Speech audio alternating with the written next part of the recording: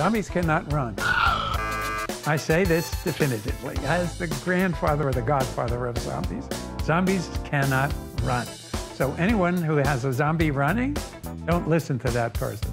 Their ankles would snap. I mean, you know, what did they do? Go and join a spa the moment they rose from the dead? Give me a break. They're dead. Qu'on se le tienne pour dit. Tous les Brad Pitt, Danny Boyle, Ruben Fleischer et autres hérétiques n'ont plus qu'à aller se rhabiller. On ne chicane pas le pape des zombies.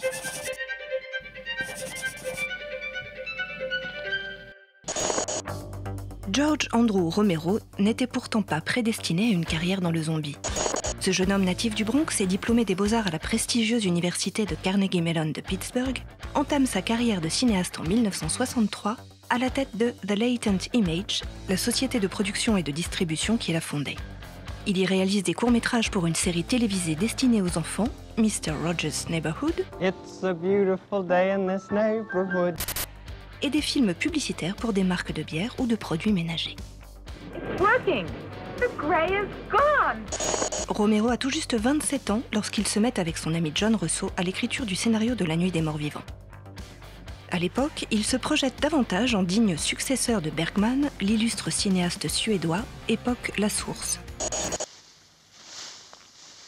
Mais après avoir essuyé l'indifférence des investisseurs pour un premier projet, Wine of the Fawn, il se résout à se lancer dans un genre plus commercial, le film d'horreur. Genius or madman? Les drive-in et les cinémas de quartier projettent à l'appel ces films à petit budget à base de Frankenstein, Dracula ou autres loups-garous. Il casse alors les tirelires d'une dizaine de copains de fac pour réunir $6 000 autour d'une nouvelle structure, Image 10 Productions, et lance la prod de son premier long métrage sans aucune certitude de pouvoir aller au bout du projet. Night of the Living Dead. Rappelons la trame pour les quelques farfelus qui débarqueraient d'un monde parallèle. Un mystérieux virus transforme la population en créatures assoiffées de chair humaine. Un groupe de rescapés trouve refuge dans une vieille maison abandonnée, tentant de résister aux assauts répétés des morts-vivants. Ça vous dit quelque chose? Mais bien sûr, on connaît ça par cœur. Ce qu'on sait peut-être moins, c'est que l'intrigue est directement inspirée du roman de Richard Matheson, I Am Legend, qui retrace les péripéties du seul survivant à une méchante pandémie qui change les êtres humains en vampires féroces. Quand Romero découvre le bouquin de Matheson en 1967, l'Amérique est en plein bouleversement.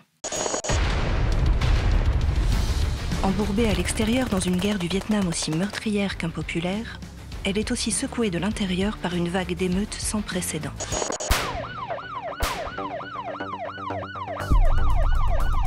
Les Noirs américains, malgré les victoires âprement remportées par l'American Civil Rights Movement, sont en effet malheureusement toujours victimes de racisme et de ségrégation, surtout dans le sud des États-Unis. Contexte pour le moins agité, qui, pour le jeune cinéaste, trouve un écho singulier dans les pages du roman de Matheson.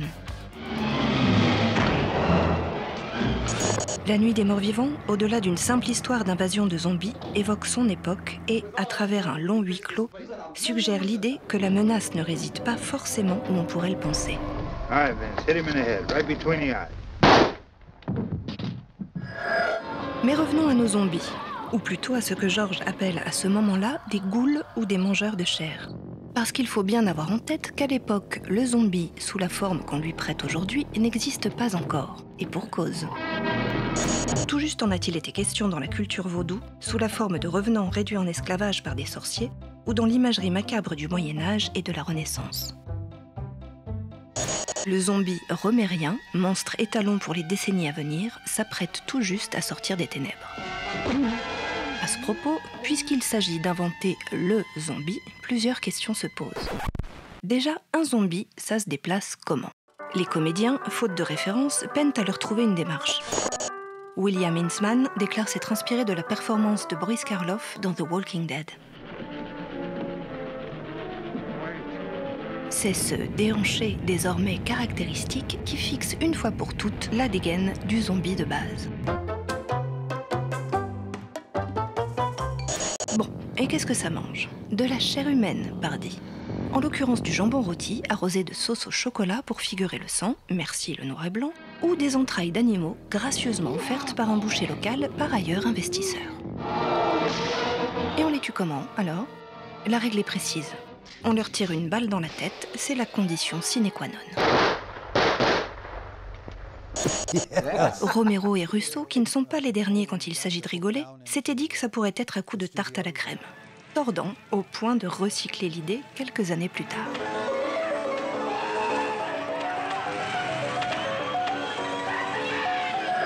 Le tournage de Night of the Living Dead débute en été 1967 à la bonne franquette, dans une vieille ferme au bord de la ruine que le propriétaire loue pour une bouchée de pain. On tourne en 35 mm et en noir et blanc. D'abord parce que c'est moins cher, et puis parce que ça tombe bien, on y gagne en réalisme. Les actualités qui inondent les téléviseurs de l'époque étant elles aussi diffusées en noir et blanc. Le casting ne compte que des inconnus.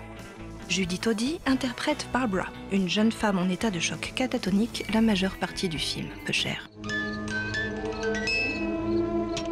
Ce même personnage sera réécrit dans le remake de Savini, Romero regrettant d'être tombé dans le cliché de la nunuche en détresse. Quant au héros, Ben, il est incarné par Dwayne Jones, un acteur noir, oui, ce qui est tout à fait notable pour l'époque, on a rappelé le contexte. Pour resituer, imaginez par exemple que lors d'un show télévisé, Harry Belafonte, grande star de la chanson, s'était vu refuser par un sponsor le droit de toucher le bras de Petula Clark à la fin de leur duo. Romero n'a de cesse depuis de défendre la version selon laquelle il n'avait embauché Jones que parce qu'il avait particulièrement réussi le casting. He was just a beautifully impressive guy. He was really a beautiful person too. Laissons-lui le bénéfice du doute, même si le principal intéressé était lui, en revanche, tout à fait conscient que ça ferait jaser. D'autant qu'en plus d'être le héros du film, l'histoire exigeait qu'il gifle une femme et qu'il tire sur un homme blanc. Les comédiens qui composent le reste du casting sont tous issus de l'entourage de Romero et tout le monde met la main à la pâte en apprenant son métier sur le tas. Romero y compris, qui avoue humblement son inexpérience. I didn't know very much then about what was a director supposed to do. I don't know. Walk over here. Karl Hardman et sa compagne, Marilyn Eastman, qui interprètent avec leur fille la famille Cooper, en sont les exemples les plus probants. Hardman s'occupe de la prise de son avec son propre matériel, qu'il prête gracieusement, et des photographies de plateau. On lui doit le générique de fin. Il file aussi un coup de main à Marilyn Eastman, responsable des effets spéciaux de maquillage.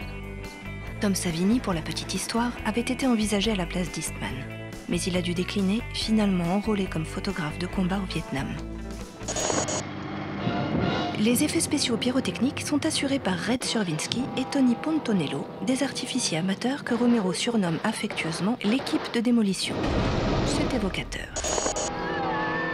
Pour tourner cette scène, où deux zombies prennent feu tels de vulgaires chipots à la foire de la saucisse, l'ami Russo, co-scénariste, et Bill Hinzman, opérateur lumière et investisseur, se portent volontaires. Il se lance, sans vêtements de protection, en s'entendant seulement dire « Starts to feel hot, just lie down. » S'il commence à faire un peu chaud, couchez-vous. On rivalise d'ingéniosité pour faire tenir les coups dans le maigre budget. Les costumes proviennent de friperies ou des placards des figurants, rétribués en bière et en nourriture. La voiture de Johnny et Barbara est prêtée par la mère de Russ Streiner, acteur et coproducteur. Elle est malheureusement accidentée le soir de la première journée de tournage dans le cimetière. La séquence du lendemain est immédiatement réécrite pour coller à la nouvelle carrosserie. Ici, lorsque la petite Karen se relève avec une sacrée fringale et décide de grignoter sa mère, on lui fait assassiner un oreiller hors champ à grands coups de truelle pendant que des techniciens projettent du faux sang sur le mur. Romero, quant à lui, monte le film au fur et à mesure pour présenter les rushs à de potentiels investisseurs. Le mixage sonore est remporté aux échecs par Streiner et la bande-son est assurée par la boîte de prod d'Hardman qui fournit des compos pas chers. La totalité du budget musique s'élevant à 1 500 $. L'intégralité du montage sonore provient des sons directs enregistrés pendant le tournage.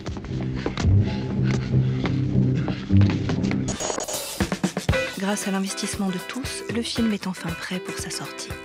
Romero et Russo conduisent eux-mêmes les bobines à New York en voiture dans la nuit du 4 avril 1968 en quête d'un distributeur. C'est à ce moment-là que le destin du film prend un virage indiscutable. Ils apprennent à la radio, pendant le trajet, la triste nouvelle de l'assassinat de Martin Luther King Jr. Le dénouement tragique du film résonne désormais sombrement et aura sans aucun doute contribué à décourager les premiers distributeurs à qui le film est présenté. Finalement, la Walter Reed Organization accepte de prendre en charge l'exploitation du film, à condition que Romero supprime une scène d'exposition de 8 minutes dans le sous-sol, d'où ce célèbre jump cut malheureux.